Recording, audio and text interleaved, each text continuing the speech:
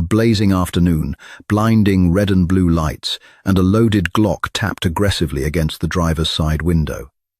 "You really think that toy badge scares me?" The patrolman laughed, his finger hovering over the trigger. Exactly 2 minutes later, he'd be the one eating asphalt.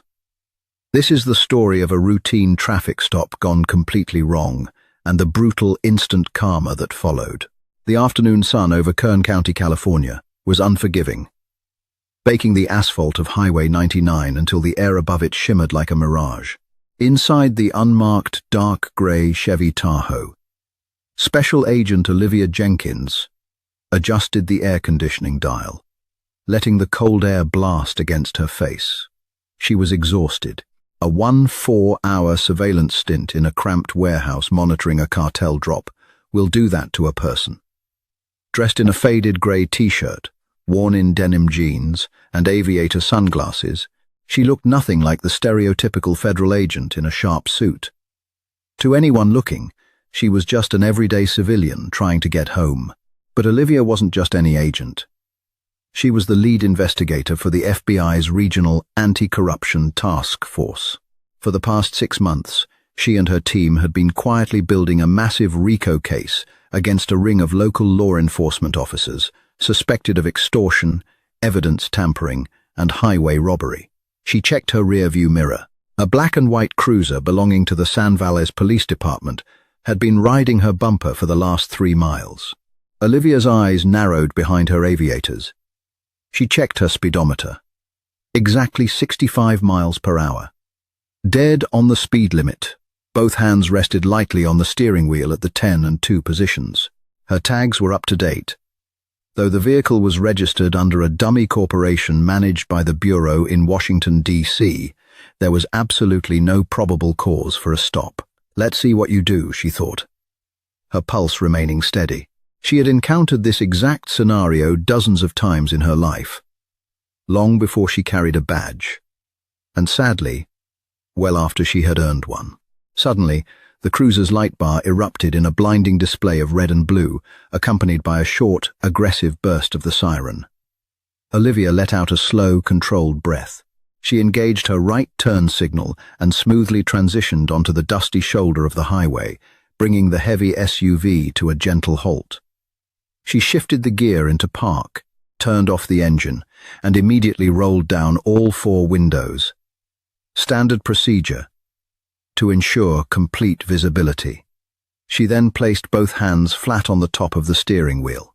In her side mirror, she watched the door of the cruiser swing open. Out stepped Officer Thomas Miller. The nameplate on his chest would soon confirm his identity, but the swagger in his walk told her everything she needed to know about his personality. Miller was a heavily built man with a tight buzz cut, wearing mirrored wraparound sunglasses that hid his eyes. He didn't approach the vehicle with the cautious, professional demeanor of a public servant. He marched up to the Tahoe with the puffed-out chest of a high school bully who owned the playground. As he walked, he unclipped the retention strap on his holster. It was a subtle movement, but to a trained federal agent, it screamed loudly. It was an intimidation tactic. "Keep your hands right where I can see them," Miller barked before he had even reached the driver's side window. "My hands are on the wheel, officer," Olivia replied. Her voice was calm, modulated, and entirely devoid of fear. This clearly wasn't the reaction Miller was used to. He stopped just behind the B-pillar of the Tahoe, leaning in slightly to peer into the back seat before stepping up to the window.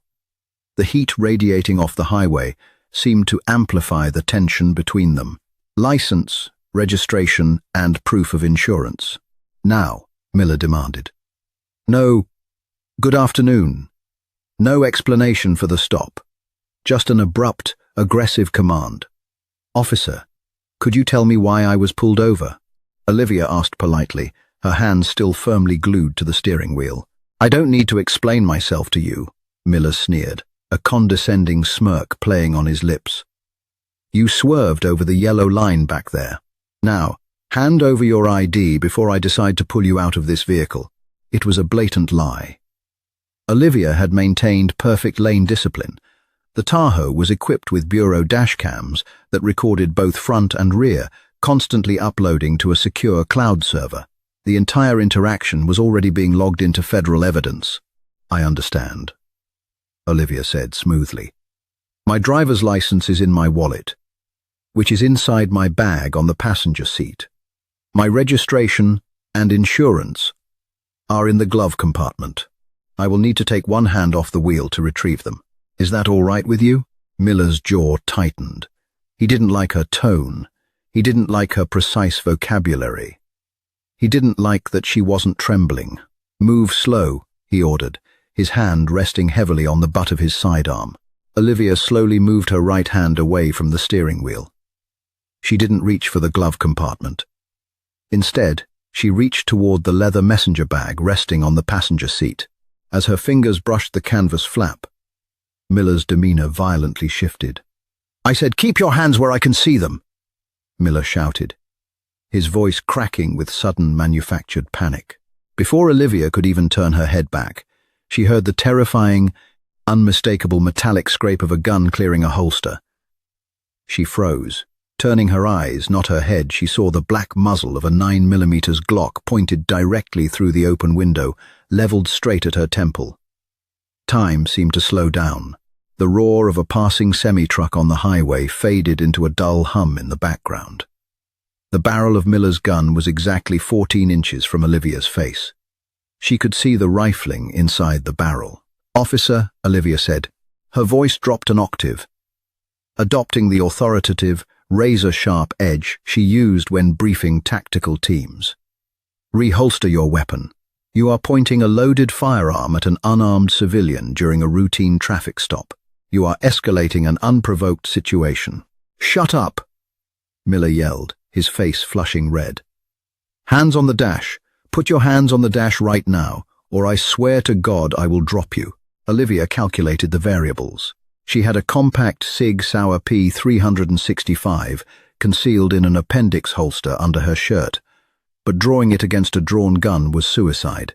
Furthermore, breaking character and sparking a shootout on a civilian highway was the absolute worst-case scenario. Slowly, deliberately, she moved both hands to the dashboard, pressing her palms flat against the warm plastic. My hands are on the dash, Olivia stated clearly, ensuring the hidden microphones in her vehicle picked up every syllable. Officer Miller, I am going to tell you exactly what is going to happen next. I am a sworn federal officer. In my bag on the passenger seat, there is a leather credentials case containing my federal ID and a gold badge. I am going to use my right hand to retrieve it. Miller let out a sharp, mocking bark of a laugh. The tension in his shoulders dropped slightly, replaced by an overwhelming wave of arrogant amusement. He kept the gun aimed at her, but he shifted his weight, leaning closer to the window. Federal officer? He mocked, a wide, ugly grin spreading across his face. Yeah, right. And I'm the President of the United States. You think I'm stupid? You think I haven't heard every lie in the book from people like you? People like me? Olivia asked, her voice dangerously quiet. Yeah, people driving through my town thinking they own the road. Miller spat back, though the racial and prejudiced undertones of his sneer hung heavily in the sweltering air. Go ahead. Show me this federal badge. James Bond. Make it quick.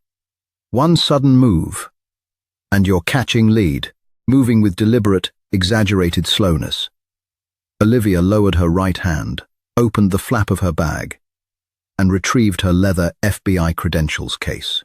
She brought it back up to the steering wheel, held it up to the window, and flipped it open. The gold shield of the Federal Bureau of Investigation caught the harsh California sun, gleaming brilliantly. Beside it, her official photo ID clearly stated her name, rank, and federal authority. Special Agent Olivia Jenkins, Federal Bureau of Investigation. Miller stared at the badge for 3 seconds. Then, he threw his head back and laughed. It was a loud, boisterous, cruel laugh that echoed across the empty desert highway. You gotta be kidding me. Miller chuckled, lowering his weapon slightly but keeping it unholstered. He tapped the barrel of his Glock against the glass of Olivia's window, a massive violation of firearm safety protocols. Where'd you buy this, sweetheart? Amazon? A Halloween superstore? This is a Class C felony. Impersonating a federal officer. It is real. And so is my authority, Olivia said, her patience finally reaching its absolute limit. I am ordering you to step back, secure your weapon, and call your watch commander to this location immediately. Oh, I'm going to call someone. All right. Miller smirked, stepping back toward his cruiser but keeping his eyes on her. He reached for the radio mic clipped to his shoulder epaulette. Dispatch, this is Unit 4. Bravo.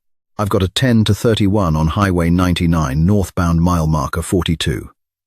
Female suspect. Uncooperative. Producing fake federal credentials. Roll a backup unit. I'm pulling her out and taking her in. Copy that. 4. Bravo. The dispatcher's voice crackled over the radio. Unit 7 is en route. ETA 3 minutes. Miller looked back at Olivia with a triumphant, menacing grin. You hear that? 3 minutes until you're in bracelets. Fake agent. Now, turn the engine off and toss the keys out the window. What Officer Thomas Miller didn't know, what he couldn't possibly have comprehended in his narrow, power-tripping mind, was that the FBI task force had been monitoring the San Valles police radio frequencies for months. They had cloned the dispatch signals. 2 miles down the road, parked behind an abandoned diner, was a mobile command center disguised as an RV. Inside, Supervisory Special Agent Gregory Harris, Olivia's partner of 6 years, had been listening to the entire exchange through Olivia's wire and the cloned police radio. He actually pulled a gun on her, Harris muttered, pulling off his headset. He looked around the cramped RV at the 6 heavily armed FBI SWAT operators sitting on the benches. All right, boys. Playtime's over. Target has engaged and threatened a federal agent. Let's go ruin this guy's entire life. Back at the Tahoe, Olivia complied with Miller's order. She turned the key, killed the battery, and tossed the keys onto the dusty shoulder of the road. Good girl, Miller taunted, holstering his weapon with a smug sense of absolute authority. He walked back up to her window, pulling a pair of steel handcuffs from his belt. Now, pop the door and step out. Nice and slow. You're going away for a long time. Olivia didn't move to open the door. Instead, she looked past Miller, staring down the long, flat stretch of Highway 99. I don't think I'll be going anywhere, Officer Miller, Olivia said. A cold, confident smile finally breaking through her stoic expression. But you're about to have a very bad day. What did you just say to Miller? Started, his face contorting with rage. Before he could finish the sentence, the roar of massive engines interrupted him. It wasn't the whine of a local police cruiser's siren. It was the deep, guttural growl of 2 black, armored Bearcat tactical vehicles tearing down the highway at 80 miles per hour, heading straight for them. Behind the Bearcats were 3 sleek black Suburbans, their hidden grille lights flashing a blinding, furious red and blue. Miller froze, the handcuffs dangling uselessly from his fingers. He looked at the incoming convoy, confusion washing over his face. What the hell is this? He muttered. That's not county. The convoy slammed on their brakes, perfectly boxing in Miller's lone patrol car and Olivia's Tahoe. Dust billowed into the air, creating a thick, suffocating cloud. Before the dust could even settle, the doors of the Suburbans and Bearcats flew open. FBI, drop the restraints and put your hands in the air. A booming voice echoed through a megaphone. More than a dozen federal agents wearing tactical vests emblazoned with massive yellow letters, FBI swarmed the perimeter. Every single one of them had a customized M4 carbine raised, the laser sights cutting through the dust, all converging squarely on Officer Thomas Miller's chest. The metallic clatter of the steel Smith & Wesson handcuffs hitting the blistering asphalt of Highway 99 sounded like a cannon blast in the sudden, suffocating silence. Officer Thomas Miller stood completely frozen. The arrogant, puffed-out chest, that had dominated the highway just seconds prior deflated rapidly as his eyes darted frantically down to his own torso. A dozen distinct, trembling red laser dots from tactical rifle sights danced across the center of his Kevlar vest. The adrenaline that had fueled his ego just moments ago instantly turned to cold, liquid dread in his veins. The air, thick with the smell of scorched diesel and burning rubber from the massive armored vehicles, seemed to choke him. "Hands! Put them in the air right now!" roared Supervisory Special Agent Gregory Harris.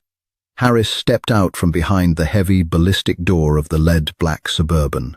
He was a physically imposing man, a 30-year veteran of the Bureau's Violent Crimes Division, and he looked like a man who had absolutely zero tolerance for corrupted brass.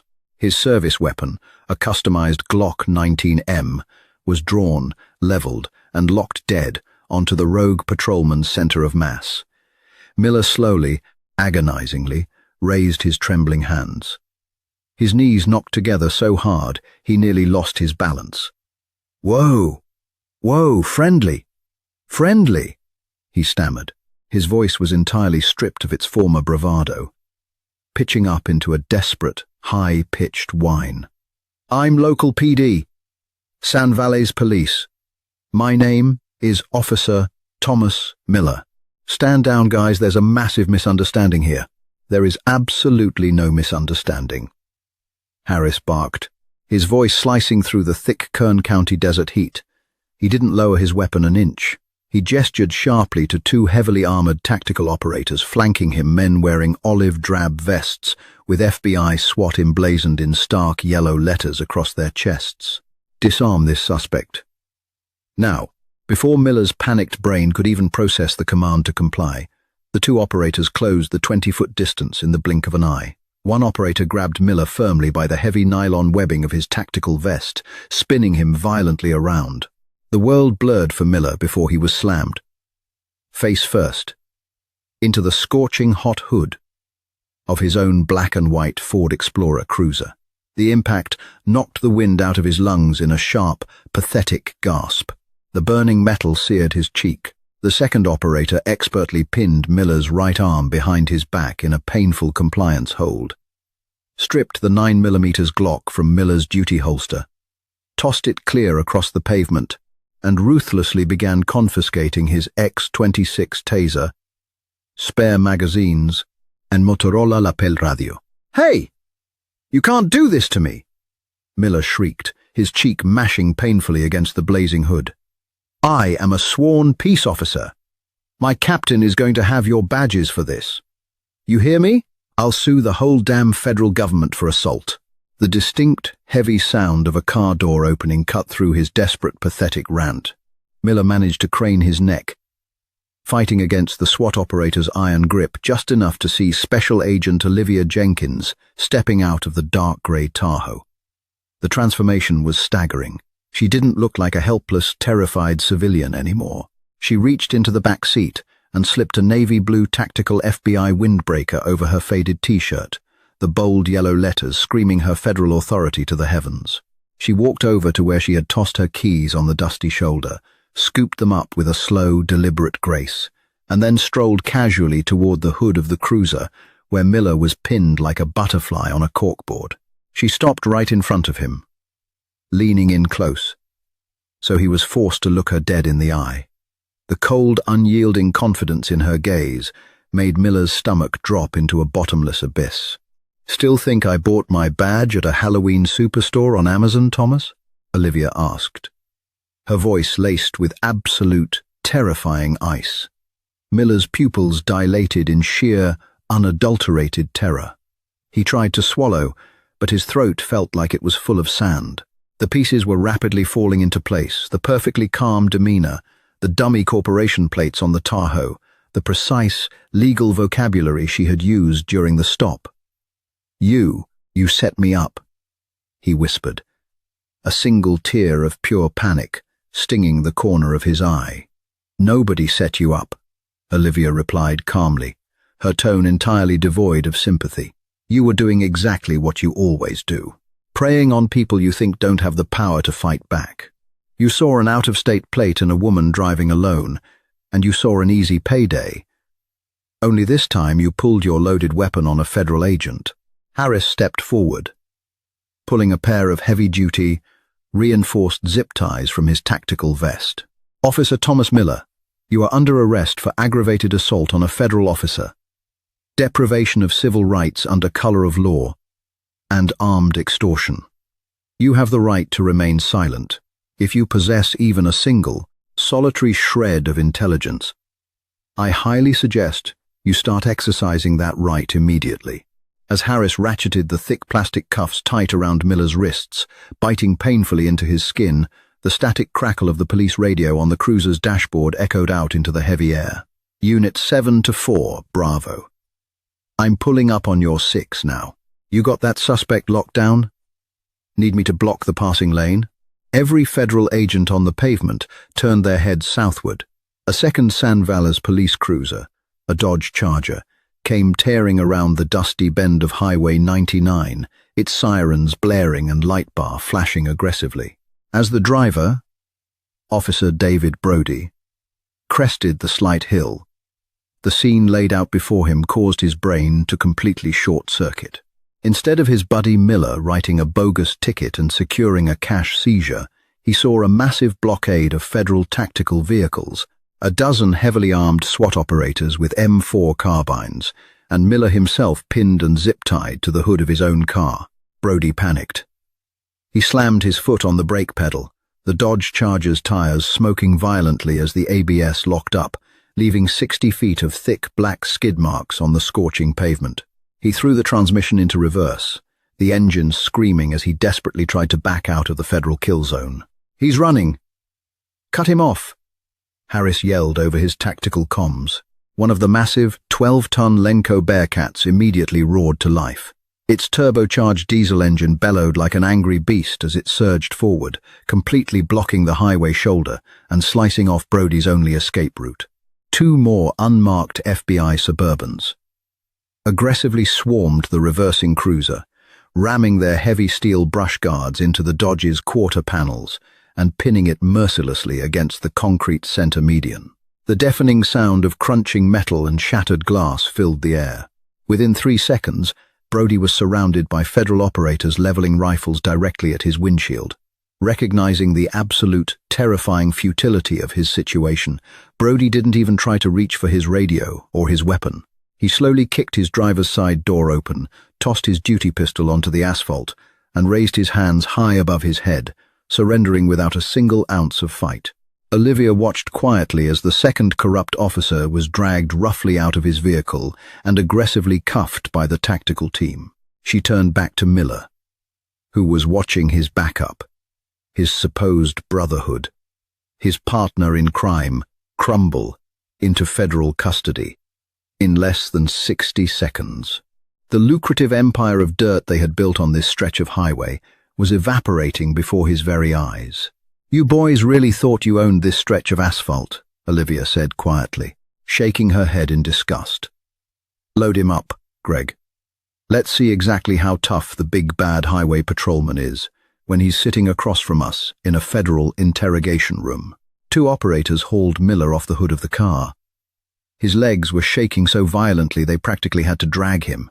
As they marched him toward the pitch-black back doors of the armored transport, he glanced back over his shoulder at Olivia's grey Tahoe.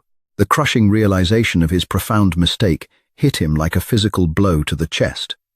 He hadn't just pulled over the wrong woman, he had unknowingly triggered the total collapse of his entire corrupt world, and there was absolutely no turning back. The interrogation room inside the FBI's regional field office in Bakersfield was deliberately designed to strip a person of their confidence.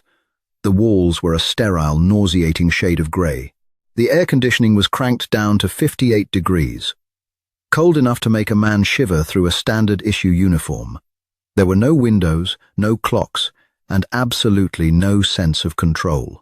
Thomas Miller had been sitting handcuffed to a bolted steel table for exactly 3 hours and 14 minutes. He was sweating profusely despite the freezing temperature.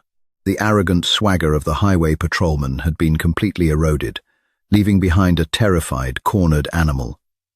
He had spent the first hour demanding his union representative. He spent the second hour demanding a lawyer. By the third hour, the crushing silence of the room had begun to completely unravel his psyche. The heavy steel door finally clicked open. Olivia Jenkins walked in, flanked by Gregory Harris. Neither of them looked angry. They looked completely, devastatingly bored. Harris carried a thick 4-inch manila binder, which he dropped onto the center of the metal table with a deafening thud. Olivia pulled out a chair, sat down across from Miller, and folded her hands. "I know my rights," Miller snapped, though his voice wavered terribly. "I want my union rep, and I want Captain Walsh down here. Right now. You feds think you can just kidnap a local cop and get away with it? We have jurisdiction." "Stop talking, Thomas," Olivia interrupted, her tone flat and authoritative. "You don't seem to understand the gravity of the situation you are currently drowning in. Captain Walsh isn't coming to save you." "Yeah, right," Miller scoffed, attempting a weak, desperate smirk. "Walsh is the chief of patrol. He's probably outside ripping your director a new one right now." Harris leaned against the concrete wall, crossing his arms. "Captain Gregory Walsh was arrested at his home in San Vals 45 minutes ago by a federal SWAT team, along with Lieutenant Barnes, Sergeant Cortez, and Judge William Sterling. Your entire command structure has been dismantled under the Racketeer-Influenced and Corrupt Organizations Act." Miller's smirk vanished. All the color drained from his face, leaving him a sickening shade of chalky white. "What? Did you honestly think we set up a massive, multi-agency federal sting operation just to catch you being a jerk on a traffic stop?" Olivia asked, leaning forward. She tapped the thick binder on the table. "This isn't about today, Tommy. Today was just the cherry on top. This is about the last 3 years." Olivia opened the binder. Inside were hundreds of glossy photographs, bank statements, and printed text logs. "Let's take a walk down memory lane," Olivia said, flipping to the first tab. "October 14th. Last year, you and Officer Brody pull over a civilian transport van on Interstate 5. You claim you smelled marijuana. You initiate a search, find a duffel bag containing $40,000 in cash, seize it under civil asset forfeiture, and let the driver go without a citation." Miller swallowed hard. "Standard procedure. The cash was logged." "No, Thomas." Harris corrected him. $12,000 was logged into evidence. The other $28,000 was split between you, Brody, and Captain Walsh behind a defunct Texaco station on Route 46. We know this because the driver of that transport van was an undercover ATF agent, and the cash was dusted with covert UV-reactive tracking dye. Miller's jaw trembled. He looked frantically at the two-way mirror, realizing how deeply he was buried. "We've been building a RICO case against the San Valles PD for 6 months, Olivia continued, relentlessly driving the nails into his coffin. "Extortion, evidence tampering, witness intimidation, and operating a criminal syndicate under the color of law. We had wiretaps on your personal phones. We had financial subpoenas on your offshore accounts. We had everything. Then why?" Miller stammered, his breathing growing shallow and erratic. "Why the traffic stop today, if you already had me?" "Because we needed a clean, undeniable catalyst to trigger the arrest warrants without alerting Walsh," Olivia explained smoothly. "I drove that specific Tahoe, on that specific stretch of highway, at that exact time. Knowing your behavioral profile, you target out-of-state plates. You target solitary female drivers. You target people who don't look like they have the resources to fight back." She leaned in closer, dropping her voice to a harsh, unforgiving whisper. "I knew you couldn't resist. I knew your ego wouldn't let you just write a ticket. I knew you'd push it. I just didn't expect you to be stupid enough to draw your weapon and laugh at a federal badge on camera." Harris reached over and pressed a button on a small digital recorder sitting on the table. The high-quality audio from the Tahoe's hidden mics filled the cold room. "Federal officer?" "Yeah, right. And I'm the President of the United States. Where'd you buy this, sweetheart? Amazon? A Halloween superstore?" The sound of Miller's own cruel, mocking laughter echoed off the concrete walls. Hearing it back, stripped of his power, without his badge or his gun to back it up, it sounded utterly pathetic. Miller closed his eyes. The realization was total and suffocating. His career was over. His freedom was gone. He was looking at decades in federal prison, a place where disgraced, corrupt cops rarely survived their sentences. "I can help you?" Miller whispered frantically, his eyes snapping open. "I can give you names. The mayor, the district attorney. They knew about it. They took cuts from the highway seizures. I'll testify. Give me immunity, and I'll give you everyone." Olivia stared at him. For a brief second, she thought back to the sweltering heat of the highway, staring down the barrel of his Glock, remembering the absolute contempt in his eyes as he threatened her life. She stood up slowly, smoothing out her windbreaker, and closed the massive binder. "We don't need your help, Thomas," Olivia said coldly. "Officer Brody already flipped an hour ago. He gave us the mayor and the DA for a reduced sentence. You're late to the party." "No, wait, please," Miller begged, thrashing against his handcuffs, the steel chains rattling loudly against the metal table. "You can't do this. I have a family. I was just following orders from Walsh." "Please, you weren't following orders when you put a gun to my head," Olivia replied, turning her back on him and walking toward the door.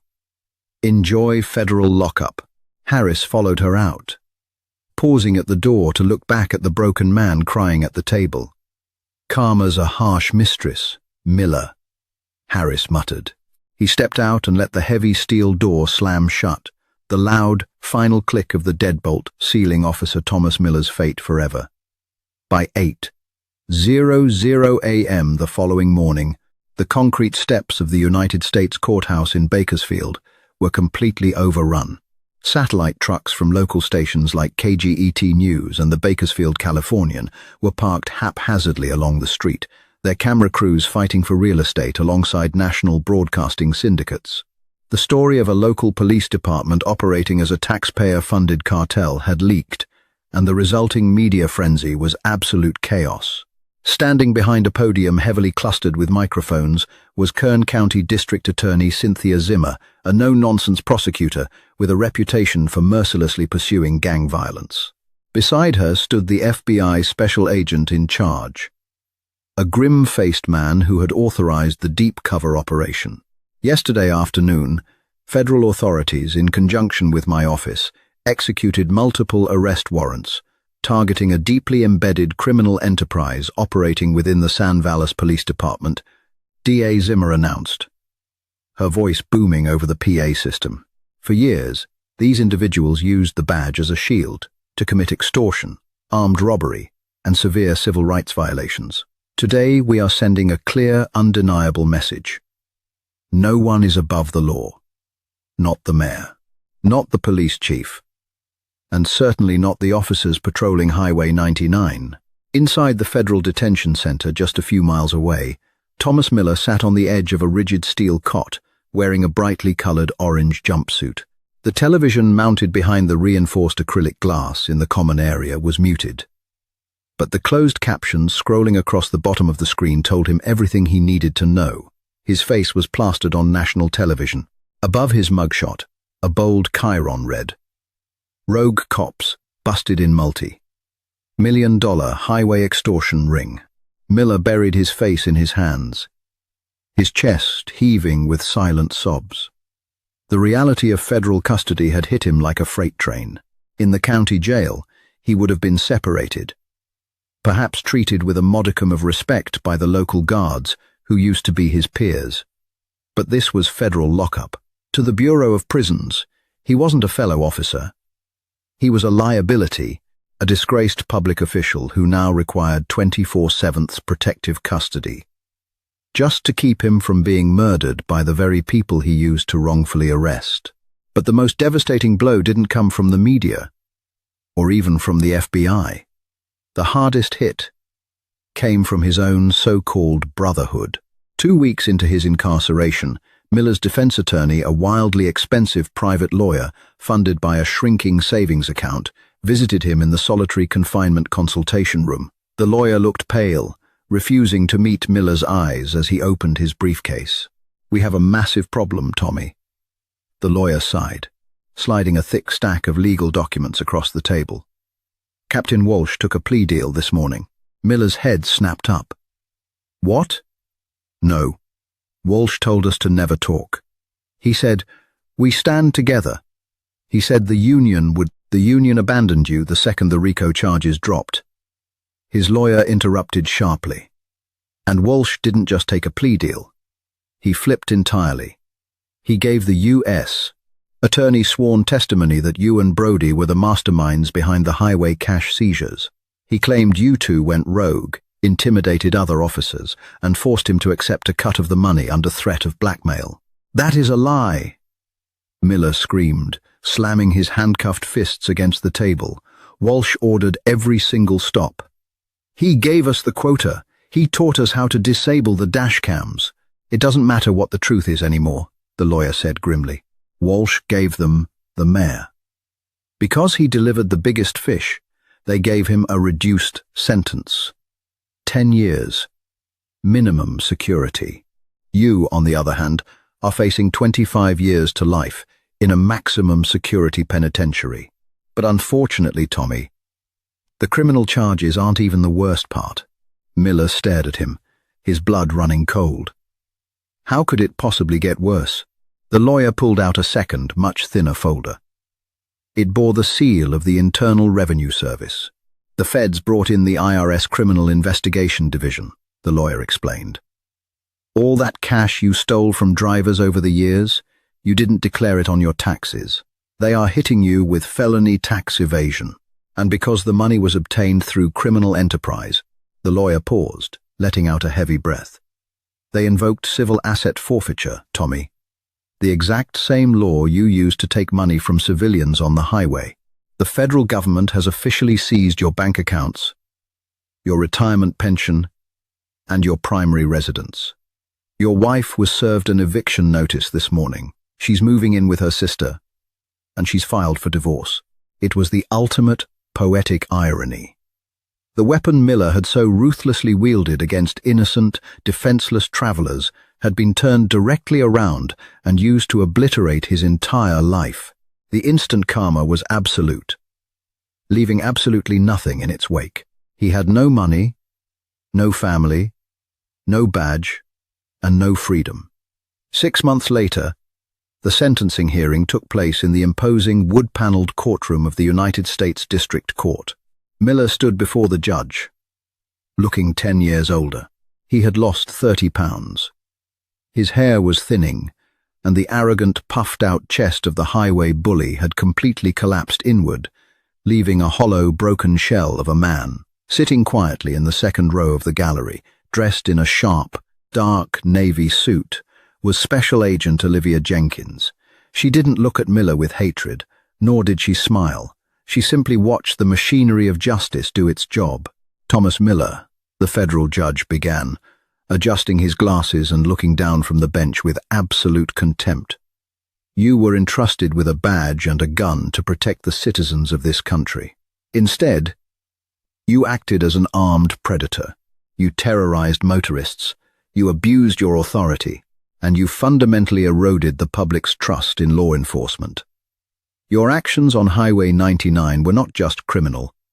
They were a profound disgrace to every honest officer who wears the uniform." Miller stared at the floor, tears silently streaming down his face. "It is the judgment of this court," the judge declared, his gavel raised, "that you be remanded to the custody of the Federal Bureau of Prisons for a term of 180 months, 15 years, without the possibility of early parole." The gavel slammed down, the sound echoing like a gunshot through the silent courtroom. As the federal marshals grabbed Miller by the arms to lead him away, he turned his head, his desperate eyes scanning the gallery until they locked onto Olivia Jenkins. For a split second, the memory flashed between them. The sweltering highway, the drawn gun, and the cruel, mocking laugh at the gold badge he thought was fake. Olivia held his gaze for a moment, her expression completely unreadable.